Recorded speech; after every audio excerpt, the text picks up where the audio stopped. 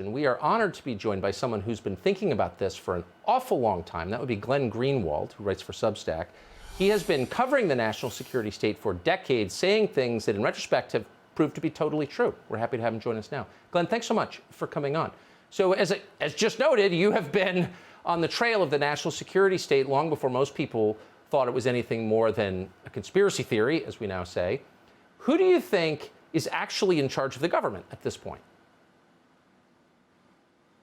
It's bizarre, Tucker, because the Trump presidency brought so much evidence showing us who was. One of the video clips I always point to is when Chuck Schumer went on to Rachel Maddow's show days before Trump was inaugurated, when he had posted something criticizing the CIA for getting Iraq wrong. And Chuck Schumer said, ethics aside, how can Donald Trump be so stupid as to do that to the CIA? If you challenge the CIA, they have 6 different ways to Sunday to get back at you.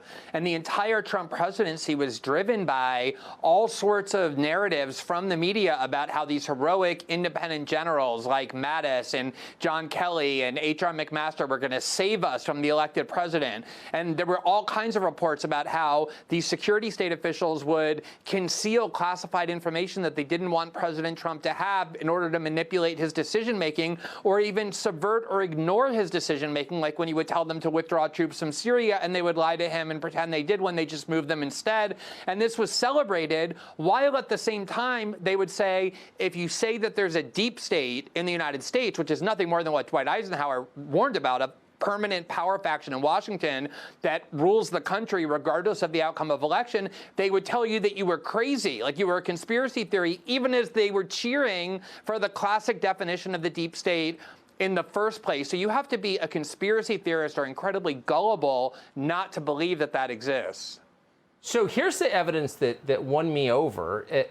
Famously, people say if you want to know who's really in charge, who you're not allowed to criticize. What's the one group Republicans and Democrats never criticize? The national security state? I mean, Republicans are happy to go after the IRS or the Education Department.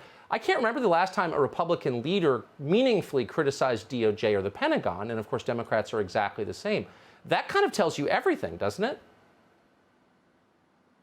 Exactly. And the amazing thing is, I mean, for whatever flaws you want to point to in Donald Trump's comportment and governance, of which I think there are several valid ones, one of the most important things that he did was he deviated from that cage that presidents have been kept in, which is he told the American people there are these security state agents who think that they run the government, and he stood up to them and challenged their orthodoxies and pieties and showed Americans, especially people in the Republican Party on the right, that these institutions are not noble or benevolent, but are highly pernicious. They want to interfere in our domestic politics, and they ought to be deeply distrusted.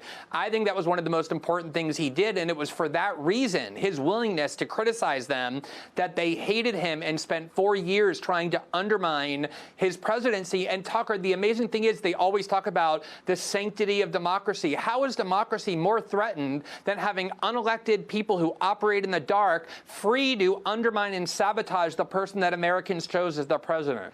Well, thank you. Exactly. I mean, if you want to wreck democracy, this is how you do it. And I think there's a lot of evidence the last president was really concerned about their power on a personal level. Like, he understood how powerful they were. Really quick, do you think at this stage it would be possible for a president to push back and to strip the unelected power centers of some of their power in our government? You would need a big army behind you. I mean, that's why people in Washington were petrified of J. Edgar Hoover. He kept dossiers through the FBI on every politician in Washington. They do have a lot of amassed power. You need the population to rise up against them for that to work. Yeah, boy, I hope that happens, just because, I think democracy is worth having. I know you feel that way, too.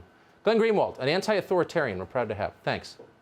Hey, Sean Hannity here. Hey, click here to subscribe to Fox News YouTube page and catch our hottest interviews and most compelling analysis. You will not get it anywhere else.